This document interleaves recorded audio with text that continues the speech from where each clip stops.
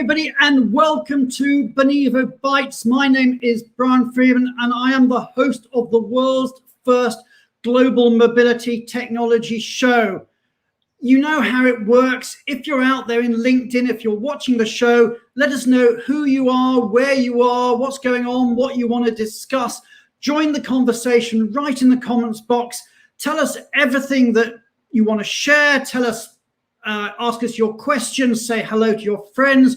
Join in. The more the merrier. This is going to be just an awesome show. And we've got lots of great news for you. The first thing to say is that historically, The View from the Top, which is our sister show, has been approved for credits from ERC and credits from HRCI and SHRM.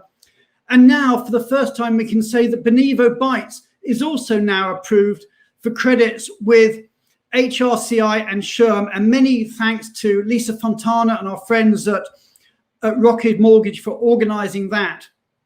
So we've got a great show for you lined up today. And I can see, oh gosh, so many people already coming in. I can see many thanks to everybody who's coming in and joining us today. Who have we got out there? We've got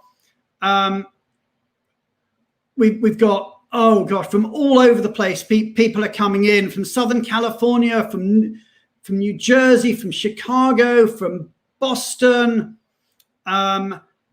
We've got hi to Laura, hi to Michael Cadden. People are coming in from all over the world. It's just fabulous. There's just so much to talk about today. So what are we going to be talking about? What are the big items? Well, the main part of the show, I'm delighted to say, is that we've got a live case study with Kearney. And I'm delighted that in our green room, we've got Karen King and Yeasmin Miah of Kearney, and they're going to be talking all about employee experience, about the digital experience, about how Benivo has supported Kearney, about their program, and indeed about their own personal journeys. So we've got a great show. You do not want to miss this. And my colleague and friend Nitzan will also be with us, and he's going to show some of the technology live. So we're really going to have a fun time, a fun demo later on in the show. But what else? Well, next week, we're back with The View from the Top. And we've got an awesome show lined up for you next week. We're going to be talking about D&I in mobility. And we've got 4 of the strongest women I know in global mobility. Cheryl Young from PwC, Michelle Williams from Walmart, Kristin Feisen from Zendesk, and Ursula Dyer-Leperoli from KPMG. And Ursula's actually in Sydney, so it's going to be stupid o'clock in the morning for her. So we're really grateful that she is joining us. And we're going to be talking about a really big issue. And the issue that we're going to be talking about on that show is what can mobility do to help optimize business outcomes through diversity and inclusion. And one of the points I think is really important to understand is that all the evidence shows a huge underrepresentation of Black professionals, both in global mobility itself and amongst our global assignee populations. And that's an issue that we're really going to deep dive into. And as I said, we're going to welcome 4 leading mobility leaders for that deep dive. And we're going to discuss their experiences and the issues surrounding underrepresentation. And we're going to be discussing what best-in-class companies can do to pull together to enhance diversity and inclusion. You do not want to miss that show. So make sure it's on your calendar. This time, next Wednesday, The View from the Top talks diversity and inclusion in mobility. So that's what we've got coming up. But there's been a really big story that has broken today, or at least, shall I say, a really big rumor that has broken today. And that's something that I just want to spend a few moments talking about. And that's this. Can it be true? Is it really the case? Is PwC really thinking of selling its global mobility division? Wow. I mean, that is just an incredible thought. Now, the reason I say that is there's an article in the New York Times yesterday that suggested that they had heard that Morgan Stanley has been appointed by PwC to look at selling their global mobility division. Now, let me stress, I have no idea whether this is true or whether it's just a rumor. All I do know is the New York Times had the article about it. If you want to read it, it's on my LinkedIn feed. It's already had, I think, well over 4,000 views and a lot of comments on it. And what the New York Times says is that PwC has declined to comment on it, as has Morgan Stanley. So no one's denied it. They've just declined to comment on it. So a big story is potentially out there. Is PwC looking to sell its global mobility division? Now, that to me raises all sorts of questions, and I must stress this is an if it is true debate, but it's raised all sorts of questions. I'll be really interested in your thoughts. Do feed them into the comments box as we go through. The first question I suppose I would ask is that if global mobility is up for sale at PwC, why? And why now? We're in the middle or maybe towards the end of a pandemic. Mobility has been on the decline. Why would PwC be looking, if it is, to sell its global mobility division? Now, I don't know. I've not spoken to anybody at PwC. My take on it is that it's not coming from a pandemic or from an economic consideration.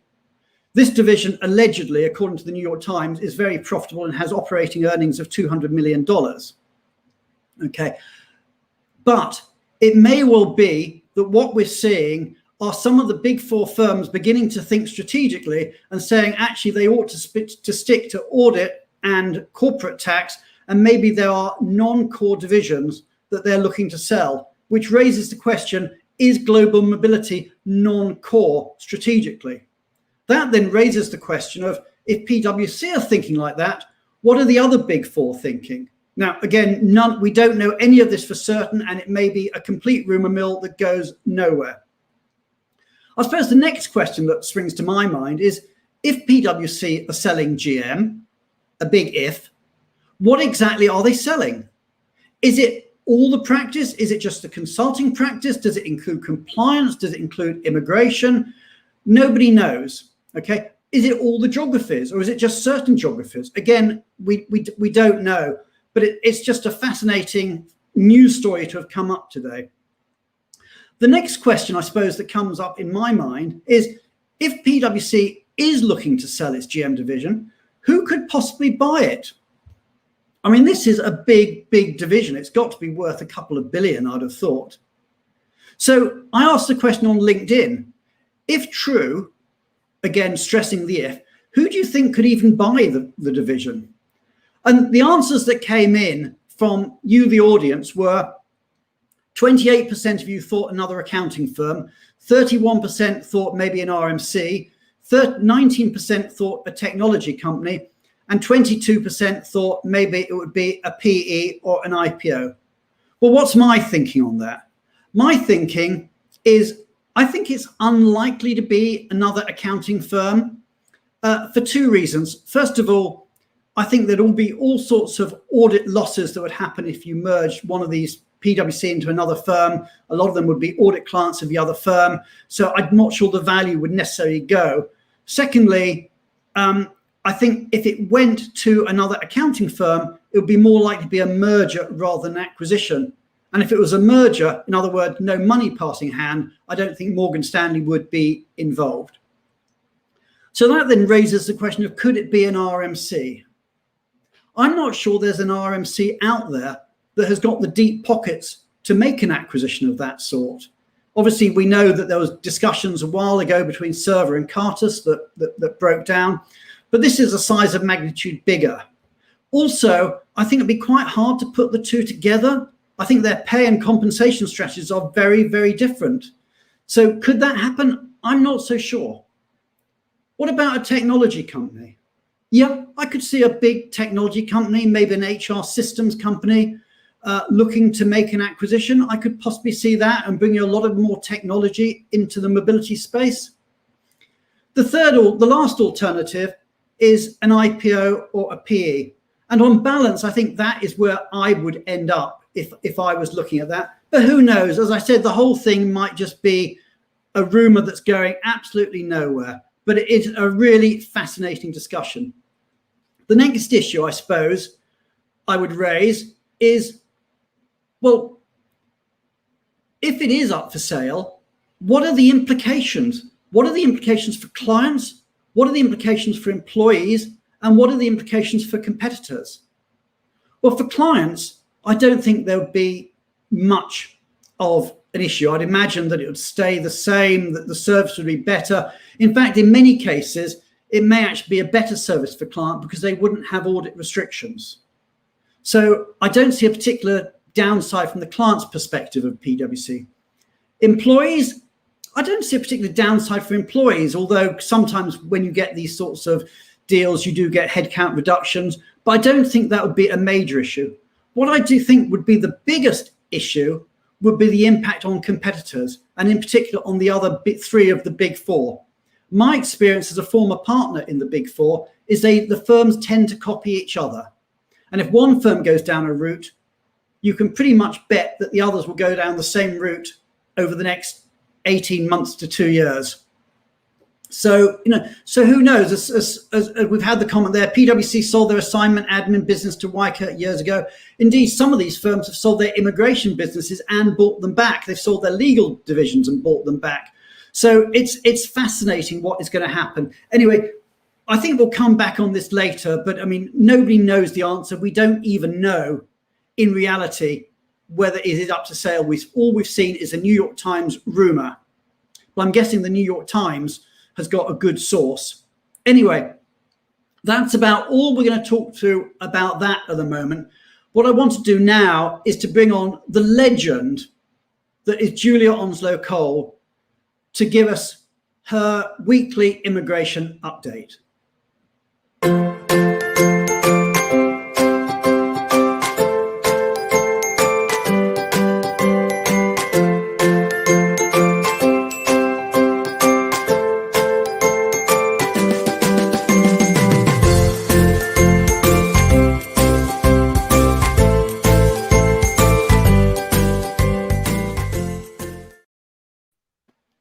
Julia, hello. Where are we today? Still France. Yes. Enjoying France or suffering COVID nightmares? No, it's fine. But the vaccination and the health and safety rules keep changing, but fine. Just keep going through it. Okay. And what are you going to be talking to us about today? It's not France, is it? You're going somewhere else? No.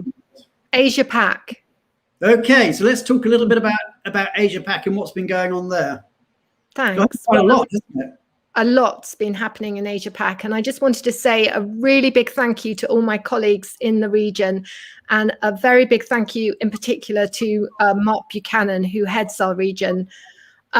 So we talked about Singapore a couple of weeks ago, and we talked about the fact that the Indian variant was there, and they were taking a slight step backwards. And now we've seemed to have gone out of the frying pan and right into the fire. And there has been really big now clusters of COVID cases. And they've been actually identified to karaoke lounges, which were allowed. Karaoke lounges. Yeah. How do you even get there? Yeah. And karaoke lounges are apparently allowing illicit activities, which and they sort of opened up when the food and beverage rules were relaxed. And in particular, they found a lady in the karaoke lounge who was a hostess who actually had made a visit visa application to say that she was visiting her boyfriend. So as a direct result of all of this, now it's not really possible to come in on a family visit. That's been very much restricted. And I did talk about this as well last week, in that the sort of Singapore is really moving to a post-vaccination policy rather than a lockdown policy.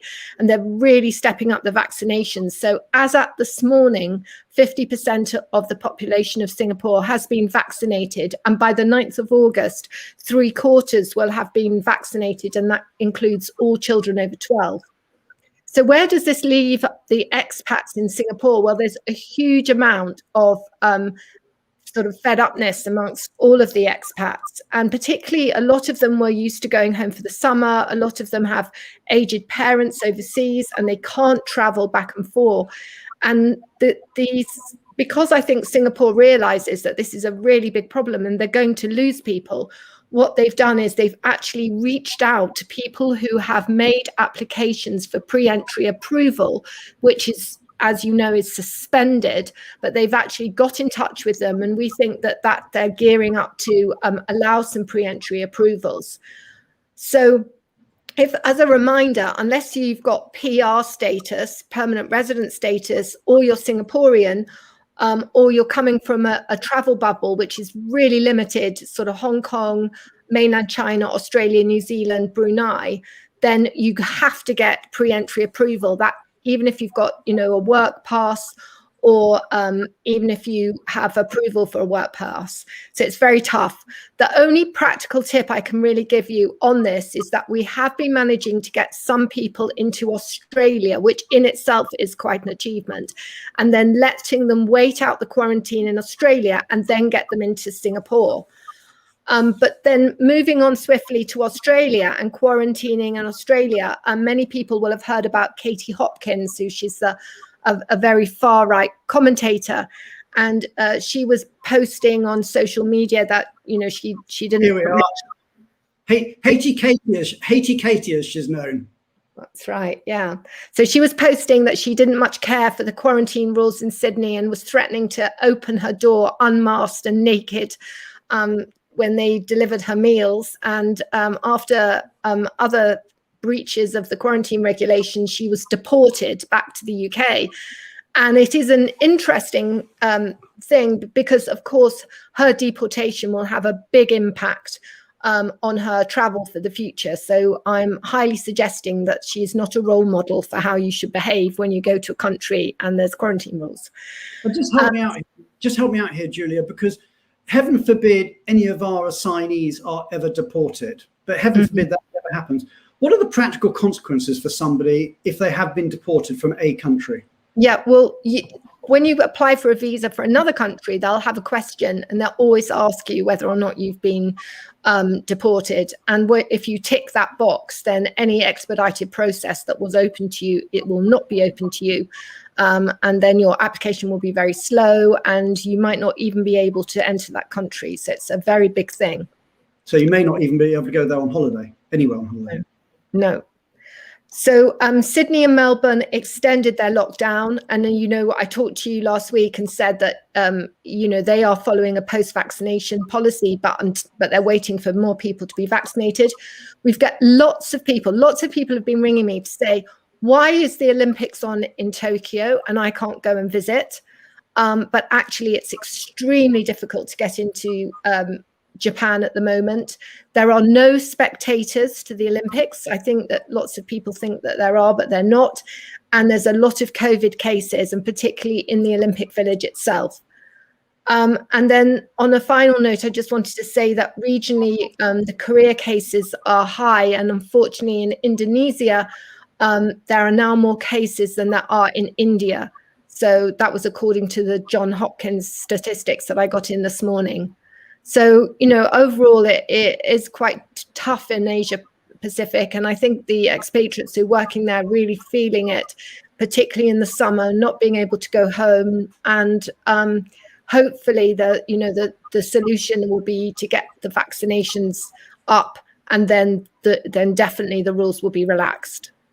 Okay, and one question that's just come in, but maybe we'll save this for next week, Julia, because it's a US question. Can a German citizen apply for a US business visit visa to attend a funeral of her ex-husband? So it sounds very specific circumstances. Oh, well, this is Apurva, this is a really brilliant question. I promise you that I will deal with this next week, because next week that's all I'm talking about, which is I'm talking about going into the US. So I will definitely cover that from next week. Yes, and I just want to give a shout out to Brendan Ryan, who's the CEO of Nomadic, which is one of our great technologies, and he's very helpfully saying that a requirement to declare the deportation on all future applications will also mean that you're removed from visa waiver programs. So thank you to Brendan, but that's a really excellent point as well. Okay, so thank you so much for that, Julia. I want to now go on to another subject, which is, again, immigration related. And that is, we work at Benivo, we've worked with an amazing charity called Talent Beyond Boundaries. And I know Fragomen work with them very, very closely too. Amazing charity that help displaced people, the skilled displaced people, get visas to enter various countries around the world. And there's just been a huge announcement in terms of a special visa category that they are piloting in the UK. And so let's just spend a few minutes talking about people who are less fortunate than all of us. And I'm delighted to welcome onto the show Ian Robinson from Fragomen. And in fact, Nitzan from Benivo is going to join us as well. And we're going to be talking about Talent Beyond Boundaries and what we can do to support talented, skilled refugees. So please, everybody, in normal Benivo fashion, put the applause button, the like button, the heart button. Let's have a really big thank you to the one and only, the legendary Julia Onslow-Cole, holed up in France. And as we bring on, let's think about people less fortunate than us, and we'll bring on, and to discuss that, Ian Robinson and Nitzan Udan.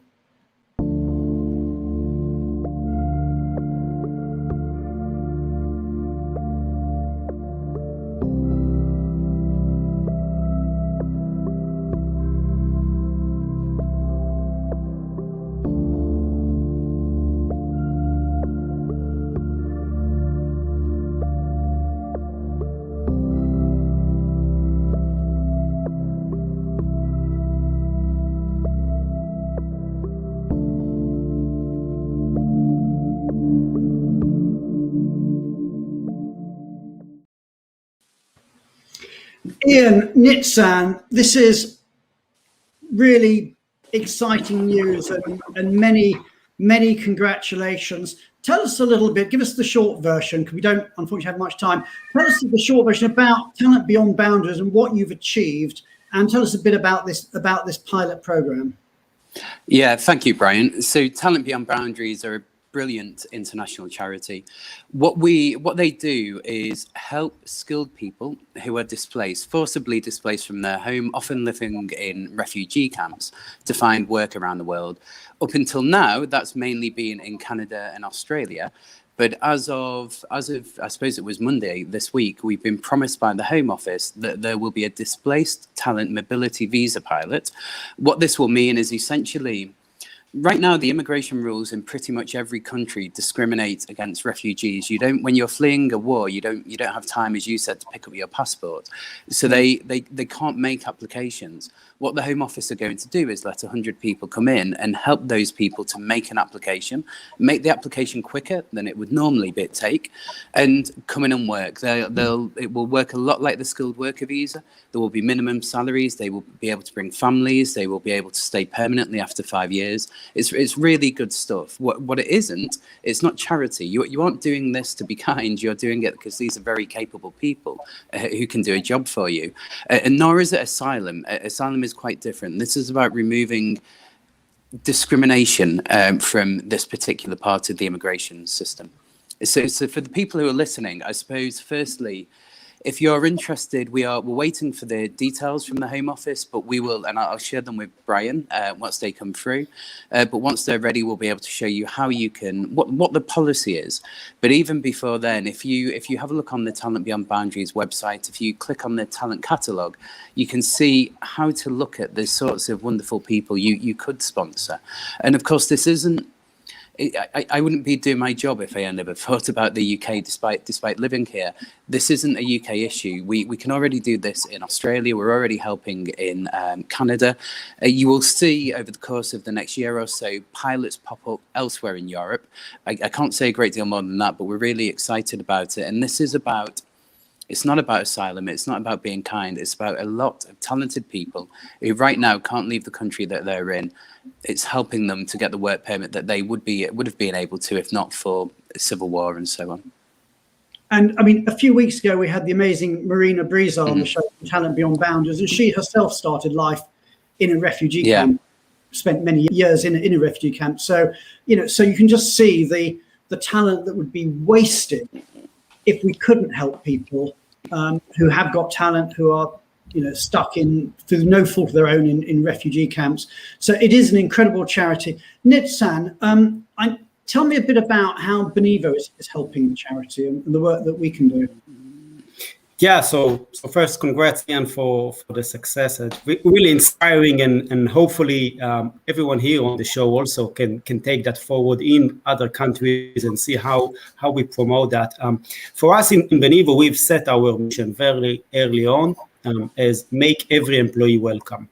And the important words are the every employee there, right? And what we wanted to make sure is that we use technology to democratize support, to offer support in a way that before was maybe sometimes offered only to the very senior people in an organization, and try to see how a company can choose any talent anywhere in the world, regardless of their financial background, regardless of their where they come from, and really only based on their talent. And that's why we connect so well with this mission. We work with some of our clients who work with Talent Beyond Boundaries in Canada and other locations to bring refugees. And one of the products that we have that support them a lot is the pay later, right? The ability to get cash, an upfront cash payment from your employer that you only need, or from Benivo, kind of on behalf of the employer, that you only need to pay back in installments after your first salary is paid. And that helps a lot, right, with those first upfront costs that people have when they move to a new location, especially coming with, sometimes you said not even packing their passport, obviously not taking a lot of funds with them, and give them that support. Make sure that really we removed as many barriers as possible to allow each person achieve their full talent. So very excited to hear this news about the UK, and hopefully we and others will be able to support that in many more countries soon. Okay, it's an amazing initiative, and I know you said some of our clients are supporting it. If there are corporates out there who think this is an initiative they could support, then please do get in touch directly with Ian, and he can help you. And that's with his Talent Beyond Boundaries hat on, not his Fragomen hat, because you're a director of the charity, aren't you? I'm on the board. I'm a trustee. Yeah, that's right. That's right. And also, we would bring Marina in, and anybody who heard her speak at the session a few weeks ago.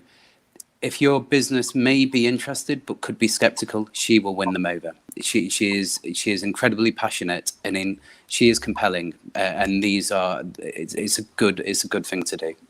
Okay, well, let's do that, everybody. If you've got an opportunity in your business and you think it would be relevant, have a look at their website, Talent Beyond Boundaries, and let's see whether we can help somebody in need and do some great in the world. Okay, Ian, it's been a pleasure having you on the show. And thank you, and many, many congratulations. I know you said that other countries in Europe might be doing something similar, so I look forward to announcements in due course as and when they come along. So that sounds all very, very exciting. What we're going to do now is we're now going to move on to our live case study. I'm delighted to say we've got Karen King and Yeasmin Miah, both from Kearney, and they're going to be talking to us about the mobility program at Kearney and their experiences of technology and working with us. So please, everybody, again, in the normal time-honored fashion, put your hands together, get those hearts out there, get the green applauses out there, get the like buttons out there. Let's give it up a really, really big welcome for Karen King and to Yeasmin Miah from Kearney.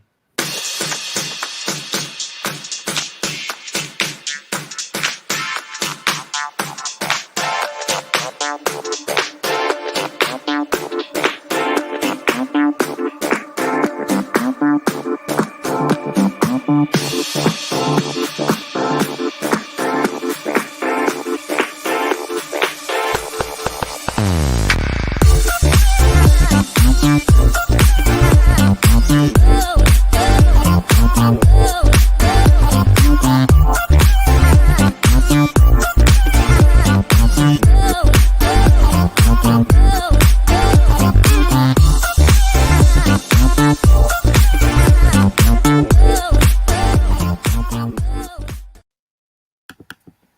Hey, Karen, Yeasmin, how are you? Thank you so much for coming into the show.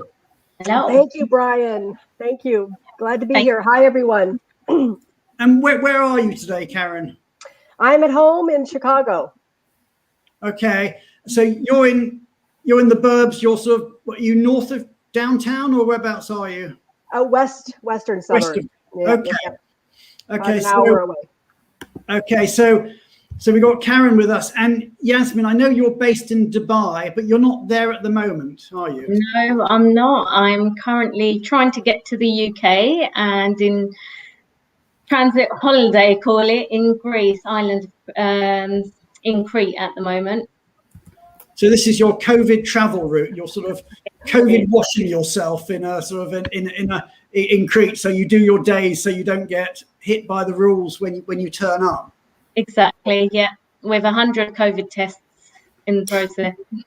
I know it's a nightmare, and who knows? The chances are they might change the rules whilst you're there as well. It's just nobody knows what's happening. It's just life in 2021. So Karen. Let's start with you. Tell us a bit about yourself. How did you get into mobility? What's your background?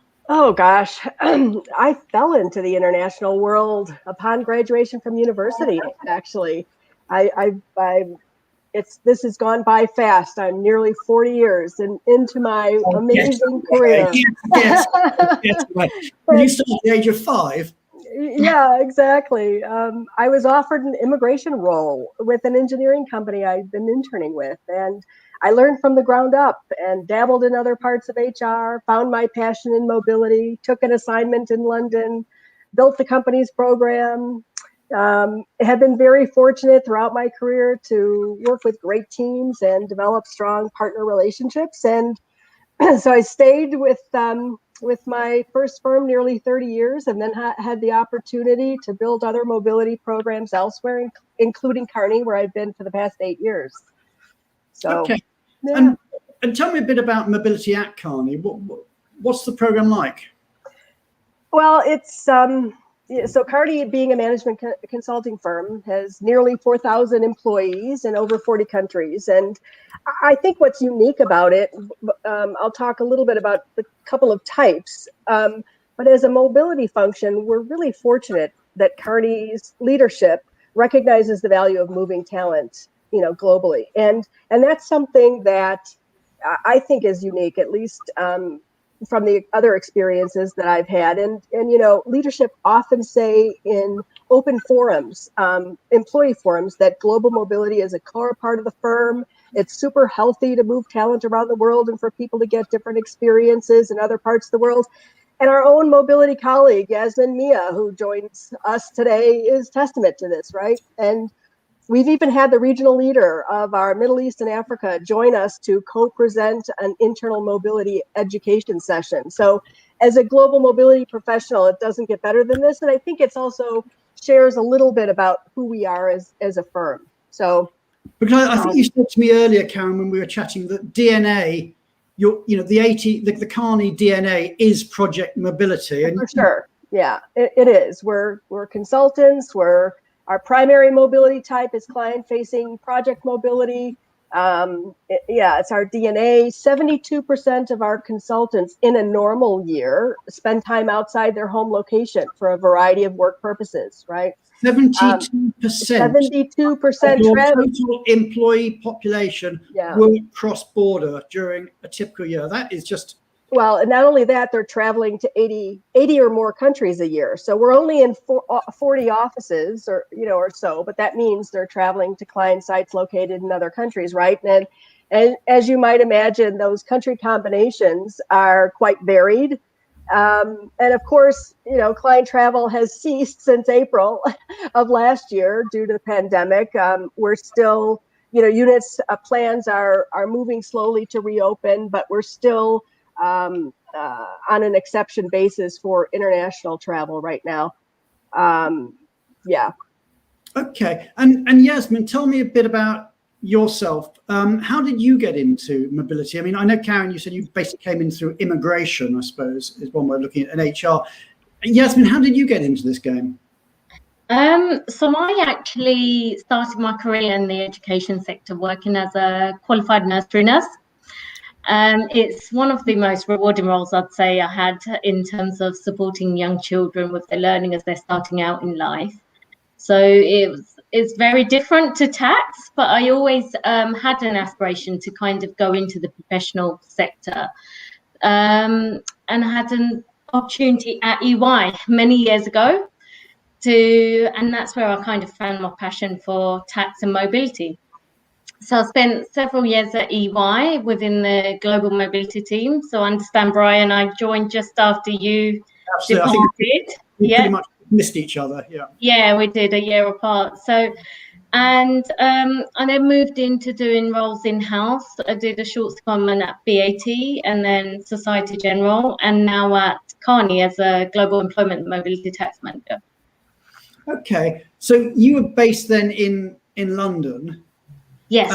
But you're now in Dubai. So you are a global mobility professional who has moved under a global mobility program. So tell us a little bit about your relocation. So let's start off with why. Why did you choose to move? And tell us a bit about the experience. Did you move solo or did you go with kids and family? Just tell us a bit about it. So I think we've been as a family. So I moved with my husband and 2 children. They were 11 and 15. 15? 15? Yes. No, that's unbelievable. Unbelievable. Yeah. Wow. So, you can say, I don't know if it's challenging whether they're younger or older. Having teenagers and moving with teenagers can definitely be challenging and definitely tested times for me. But so far so good. But we've actually been thinking as a family, we've been talking about relocating for some time. So both my husband and I, and with the children, we've been thinking about it for some time.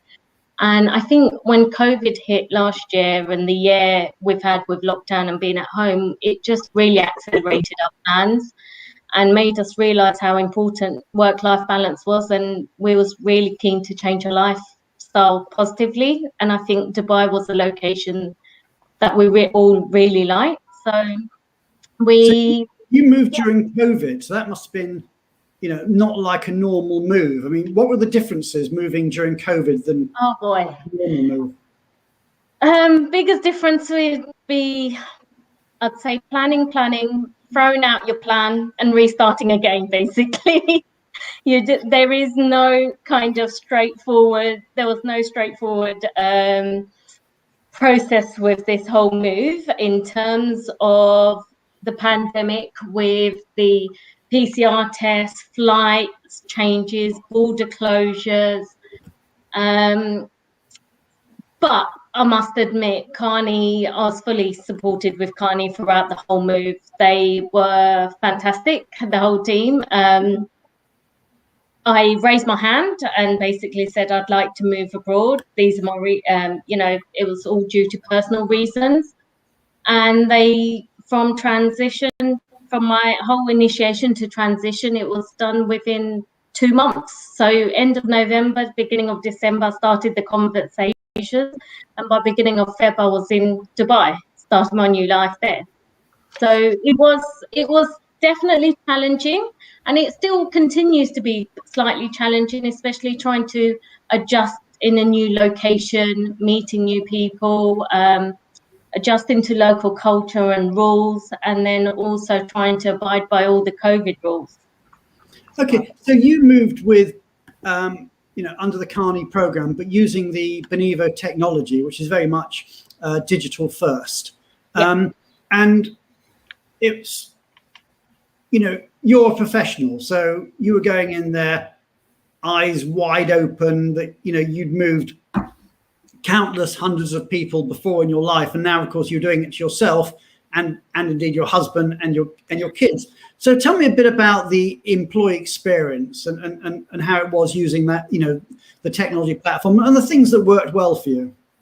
Yeah, sure. So as a mobility professional, you would think that I've got everything figured out, but I think what happens is when in reality, you have all the other logistics that comes with the move, such as emotional feelings or leaving your friends and family behind and adjusting to a new location. So as much as you do think that you've moved a lot of people over the years, you should know this inside out. It is very, very different when it comes to doing it yourself. So I think it was definitely a pleasant surprise to be able to actually firsthand experience it and fully appreciate what our consultants and partners kind of go through. So in terms of technology, as you mentioned, Brian, we do, at Kearney, we really value technology and automation, and we're always looking to enhance employee experience. So one of the tools we use is the Benivo platform for our transfers, which Karen can talk about in a bit about the whole transfer population. So, and I had the advantage of using the tool during my move. So one of the benefits and key benefits I found with the tool was that it was all digital. Information was available at tip of my fingers, and it was all broken down into separate sections, all about regarding the destination, regarding education, housing, any services that I required in terms of looking for agents or locations where commuting, all the day-to-day things you would need in your new location. And I think one of the best features of the tool, which really helped me, was the actions list. So on the Benivo, let's talk about that for a moment, because one would have thought, looking at it cold and sort of from the outside, that a global mobility professional should be pretty well placed to write their own action list of things they need to do. But what you're saying is that actually, when it actually comes to yourself, you realize the benefit of having an actions list, which indeed can be personalized or is personalized for your circumstances. And also, I think it gives you reminders as well, doesn't it? So tell us a bit about how the actions list helped you. So I should say that afterwards, I think we'll show a quick demo of it as well, so people can see. But tell us a bit about it, Yeasmin. I think, so the actions list, as I said, there's so much involved in part of the move, and especially during COVID, you tend to put a lot of the key requirements of the move at the back of your head, and you and some of the actions list actually broke down to key elements of the move that you wouldn't really think about. Things like opening a bank account, making sure that you insure your belongings, registering with local authorities, making the right travel arrangements. All of these kind of things and items in the action list was really helpful. And the best part about it is the constant reminders, I would say. So although I personalized an action list on the Benivo platform, I tend to have suddenly forgotten about the whole action list. But the constant reminders from the platform sending me a weekly reminder going, you've got this to action, this is still outstanding, this is due. So that was the most useful thing as part of my trip in terms of planning. So although sometimes reminders can be a nuisance, but in this case, it definitely did help me because it just kept me in line with my whole planning and the basic kind of things that I needed to do, especially when I moved over in Dubai. Okay. And then if I could just add from a program perspective, it's great because we can put all of our own company program content on it to supplement the information that's already on the Benivo platform. So that's been a good help to the team to consolidate everything in the actions area. Okay, and let's just pick up on a couple of other areas, and then I think we'll move on to actually showing some of this live, because I know how people like to see it. I think when we were chatting earlier, Yeasmin, you said that a couple of things that you liked were the ability to find information about, just being alert to scams. Yes. And you also talked about the social insights, the community information. Tell us a bit about those. Okay, so Brian, this was the other part of the tool. Again, as a mobility professional, yes, you might be moving people along across the world, but these are things that you wouldn't really consider looking at until you actually conduct the move yourself. And it's really useful on the platform to come across information about scam prevention in the destination that you're visiting. There was, especially in Dubai, there were really great tips on avoiding scams when you're looking for properties. There was information about highlighting the most common kind of property scams, how to identify them. It is quite scary and daunting, but knowing it up front, knowing the kind of tips and tricks up front did definitely help, because I did see a lot of, things in practice when I was searching for properties myself. And so I think that was definitely useful. And then you mentioned the community platform. Yeah, absolutely. So, Right, yeah. Yeah, the community platform is another part of the tool utilized. It basically includes insights and experiences from other people who have also used the same platform and traveled to the same destination. And it kind of highlights commonly used, agents that they've used for searching their properties. Any kind of education or schooling tips, any tips on terms of looking for, let's say, top food delivery apps, etc. So that was definitely useful, because you're not just going by a blog or certain text. It's pulls as insights from people who have used the tool itself and who have traveled recently as well to the same destination. I think we've got over 300 social insights collected on the platform so far. So that's great. So what we're doing is we're retaining or building corporate memory, so that people within the company are learning from each other. So heaven forbid, somebody moves on or the information is lost, it's there within the system forever. I think at this point, I know we've got a couple other things to cover, but I think at this point it might just be worth showing a little bit, Nitzan, of some of the platforms, so we can just talk through some of them. Sounds good. So I'll try to bring to life, right, some of these experiences that Yeasmin had relocating to Dubai. So I'm on the Kearney platform now, on the specific platform for Dubai. And she mentioned the actions, right? I can see here the main things I can do, the actions, the destination, information about my destination, and access to funds, the pay later that I've mentioned before.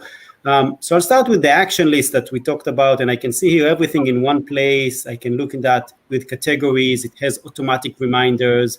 I can mark inside actions as done and see my progress, as well as the mobility team can see my progress with those points. I can even add my own personal actions, right? So if there are more things, I just want to put it all in a single place. And as Karen said, right, we do have also the ability to add here things that are specific to Kearney as a company. So bringing everything into a single platform, which makes it easier for the employee.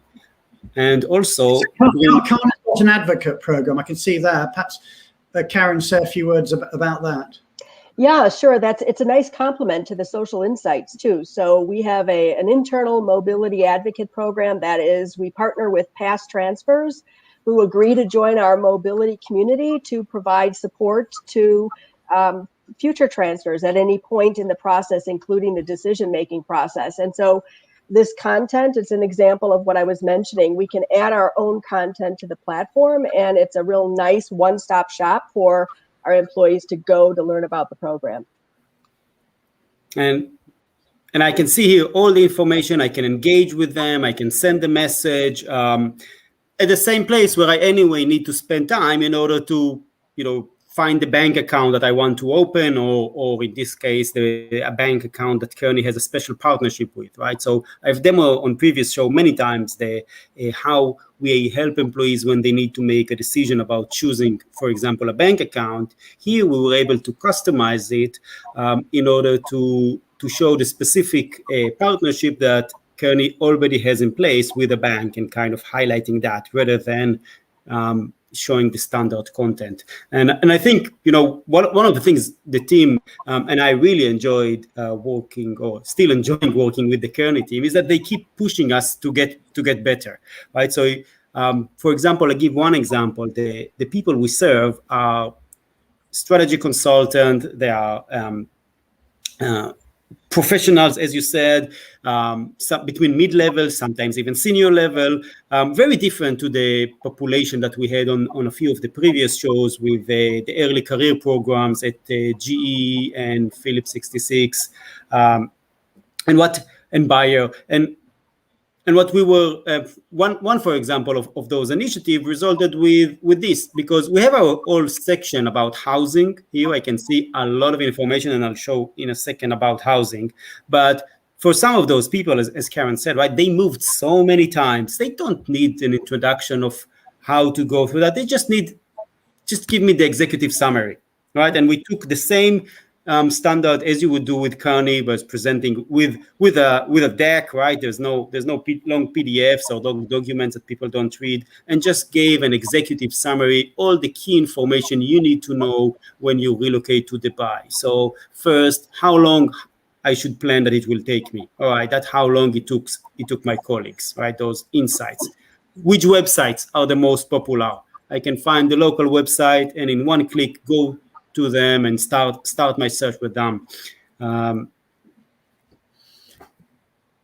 as well as other tips, how to look about the area. So if I do want to deep dive into one of those topics, I can just click and explore that, but really giving to me in one place the local renting rules, how to spot scams. We talked about that, right? So I can click on this and I can see if I want to explore the full content and full section that give me all the information. But the idea is to give people the information when they need it and allow them to be in control of the move, because that's what we see more and more from the people that are the most senior people in their career, comparing to those early career programs. They want a digital experience, but they want to be in control of that digital experience. They want to be personalized. They want to be super relevant.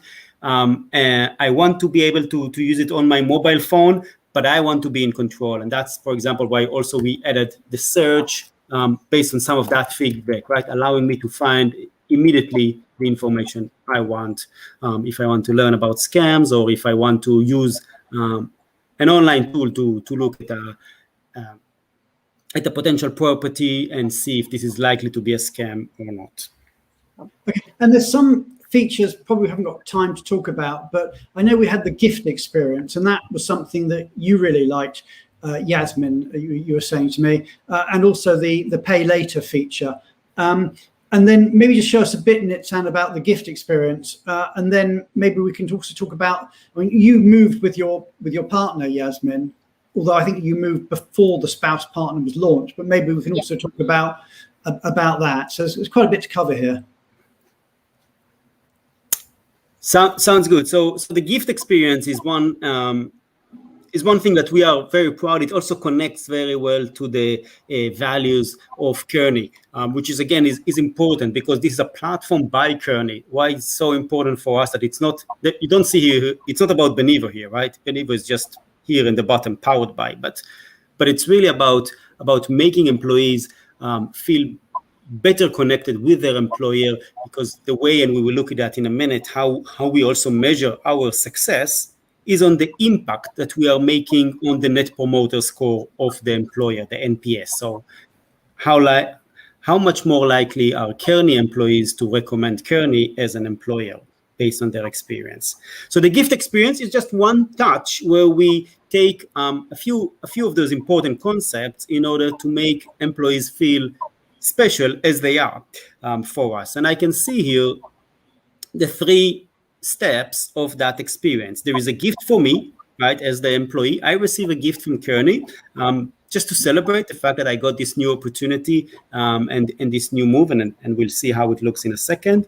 And then we say, and that connects very well to the part we had previous on our show, with Ian and Talent Beyond Border is let's gift it forward. It's great that I'm talented and I got this amazing opportunity with Kearney, but can I make a bigger impact? Can I actually help someone who is maybe less fortunate than I am? And by choosing a cause that is close to my heart as the employee, Benivo, on behalf of Kearney, is making a donation towards that cause.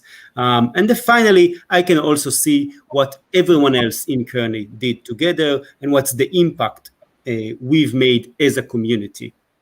So let's go through that flow quickly to see how it works, right? I can see here the gift first. It's all about me, the gift for myself. I can choose between a few options. I can learn about them. And I'll go with learning a new language. 3-month subscription to a language learning app. I'll take that. Great. And then I go to the next step, which is gifting it forward, right? I choose a cause, and this is customized for the locations that the employees are coming from or going to, so home and host location. And I can choose to support either drama therapy or planting some trees, cleaning the ocean, 1 day of medical support. That has been obviously the most popular in the last 16 months or so. And I will choose help a child to learn online. And what will happen next is that I learn a little bit about this cause. I can find even more about that and what will be used with those funds, and I earn this badge for gifting it forward. So that's just, giving one of those experiences and showing how using a digital welcome experience can make people really love that. Because if I'll switch quickly to the feedback, we'll see, and this is live feedback, right? This is live feedback. So Karen, do you just want to tell us a little bit about how you monitor feedback and the Net Promoter Scores? Right. Well, we rely on this dashboard to inform us on how we're program, and you can see that we've got a Net Promoter Score of 60 and an overall experience on the platform of 8.4. The pay later 9.75 and the welcome gift 9.16. Those are the two most popular categories that we get feedback on, as well as we have a lot of anecdotal feedback about the aspects of the platform that people like. And so and we use it to take their feedback and make improvements. I think one of the nice things about the partnership is that we're continually improving. So we're expanding the types of individuals who can have access to the platform. We started out with our self-initiated transfer program. We're adding partners and principals. We're adding those who are not eligible for relocation assistance. We're also working on the implementation of the administrative platform, which gives us the ability to initiate services directly to our service partners. So really, a great way to stay connected with how our transferees are doing in their employee experience, as well as having a platform that can be easily updated from a technology perspective. And just a very quick question for you. We are getting towards the end of the show, but from Joanna, who's at BlackRock, she says, does Kearney have a lump sum, core flex, or fully managed move program, assignments short and long term, or only permanent transfers? So just a very quick answer to that. Okay, so primarily it's project mobility, which is business expense basis, but then the other is the self-initiated transfer program. We have about a one-way moves, 100 requests per year. No lump sum. It's all needs assessment, full service. We call it flexibility within a framework. So we have a core set of relocation benefits that we flex depending upon the needs of the individual. But in answer to your question, I don't know whether this was part of it, Joanna, is that the actual Benivo platform is neutral between the type of program you have. So in fact, there is a special core flex program that we have, and we're going to be talking more about that in later shows, and we've talked a bit about it on previous shows. There's also a separate partner program, which we've only got about a minute left, but Nitzan, I don't know if you say a quick 1 minute about the partner platform. Yeah, and again, I give a lot of the credit here to Karen, who was one of the first person who raised that need with us, the need to support the spouse, the partner that is again very well connected to Kearney's values by doing it digitally, right? So not always the business was willing to spend what is available on the top senior partners when they are relocating, but actually how can we offer something to everyone? And based on these conversations that we had, I think a year and a half or two ago, we went ahead and we built that spouse platform because we realized that this is a missed opportunity, right? Often we've seen that the spouse was the one who was using the platform, but sneaking in kind of with the employee credential. And instead, I can see you're laughing. Is that what happened in your case? No, I was constantly taking screenshots and snippets and forwarding it on to my husband. So, yes, it was definitely something that we find useful, especially even for our employees. We tend to always have a spouse asking questions as well. So, and that's what we thought is a missed opportunity. So we created a dedicated platform for the spouse where the employee invites them to give them access to a platform that, again, branded as Kearney, as the employers, to show that, hey, we didn't forget that you are joining the journey. We actually thought about you as well. We are going to give you a welcome experience. There's going to be information about settling in. Obviously, it will not have like the Kearney internal processes because that's not relevant, but it will have information about, for example, how do I find a job in Dubai? Which websites should I look at? Do I need to speak a special language? Do I need to change my CV in a different way? Or if I want to continue my education, how do I do that while I'm in Dubai, or if I even want to start a business? So really covering as well as the ability to connect with other spouses, other people who moved before, creating that experience. And again, it's all about creating that great feeling of a welcome and delivering the best employee experience possible. Yep. Technology plus employee experience. Great combination. Absolutely. You got the high touch and the high tech there. So let's just, I'm afraid we are out of time. So I'm going to say goodbye. Let me bring back Julia and Ian. And I'll bring back Ian as well. So I just want to say thank you to everybody. It's been an amazing show. We had so much to talk about today. You've all been absolute stars. And we will be back next week with The View from the Top, which has got a really, really important episode on diversity and inclusion. And please, everybody, if you can join us, we'd really appreciate that. But thank you to our audience. You've been taking part. You've been giving us your feedback. Hopefully, we've added some value to your lives through what we've shared today. Julia, as ever, thank you for the immigration updates. Ian, many, many congratulations for what you've achieved with Talent Beyond Boundaries. And Yeasmin and Karen, thank you for being such great sports and taking part and sharing what Kearney is doing. So from all of us to all of you, goodbye and see you all next week. Take care, everybody. Thank you. Take care, everyone.